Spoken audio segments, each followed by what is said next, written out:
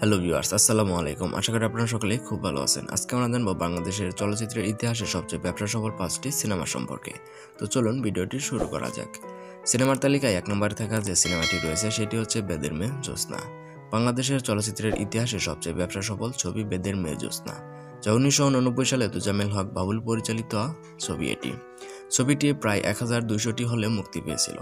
ইলিয়াস কাঞ্চন এবং অঞ্জু ঘোষ অভিনীত এই সিনেমা বেদের মেয়ে জ্যোৎস্না আমায় কথা দিয়েছে শিরোনামের গানটি ব্যাপকভাবে জনপ্রিয়তা লাভ করে।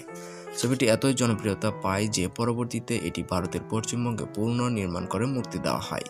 মোট 20 লক্ষ টাকার নির্মাণ ব্যয় বিপরীতে ছবিটি আয় করে নিয়েছিল 20 কোটি টাকা, যেটি বাংলাদেশের ইতিহাসে সবচেয়ে বেশি আয় করা সিনেমার রেকর্ড। এই সিনেমার রেকর্ডটিকে এখনও ভাঙা সম্ভব হয়নি। আজকের সিনেমার তালিকায় থাকা 2 নম্বরে যে সিনেমাটি রয়েছে সেটি হচ্ছে স্বপ্নের ঠিকানা। আলাদা ধরনের স্টাইলের কারণে এবং রোমান্টিক নায়ক হিসেবে 90-এর দশকে ব্যাপক জনপ্রিয়তা পেয়েছিলেন সালমান শাহ। খালিক পরিচালিত এবং সালমান শাহ শাবনূর অভিনীত স্বপ্নের ঠিকানা সিনেমাটি আয় করে নেয় 19 কোটি টাকা, যেটি বাংলাদেশের চলচ্চিত্রের ইতিহাসে দ্বিতীয় সর্বোচ্চ আয়কারী চলচ্চিত্র, যা 1995 সালের 11 মে ঢাকার বাইরে মুক্তি পায়। পরবর্তীতে দর্শকদের ব্যাপক চাহিদায় ঢাকা সহ সারা দেশে মুক্তি দেওয়ার পর সিনেমাটি বেশ আলোড়ন তুলে দেশ জুড়ে। আজকের তালিকার 3 নম্বরের সিনেমাটি রয়েছে সত্যের মৃত্যু নেই। সালমান শাহকে তো আর এমনি কিংবদন্তি বলা হয় না। সেরা ব্যবসা সফল সিনেমার তালিকায় 3 নম্বরে থাকা চলচ্চিত্রটি রয়েছে সালমান শাহ অভিনীত, যা 1996 সালে ছটকু আহমেদ পরিচালিত সত্যের মৃত্যু নেই। সিনেমাটি আয় করে নেয় 11,50,00,000 টাকা। বাংলাদেশের সিনেমার ইতিহাসে 10 কোটি টাকার বেশি আয় করা সিনেমা 3টি। এটি সর্বশেষ সিনেমা যেটি 10 কোটি টাকার গণ্ডি পেরিয়েছিল। আজকের সিনেমার তালিকায় থাকা 4 নম্বরে যে সিনেমাটি রয়েছে সেটি হচ্ছে কিয়ামত থেকে কিয়ামত। সেরা 5টির তালিকায় থাকা এটিও সালমান শাহ অভিনীত।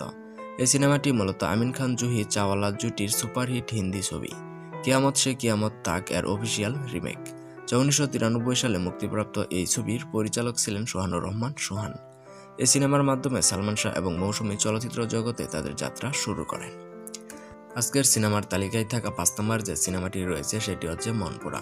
অশ্লীলতা এবং খরচপূর্ণ সিনেমার অগ্রসরে ডুবে যেতে বসেছিল বাংলা চলচ্চিত্র জগৎ।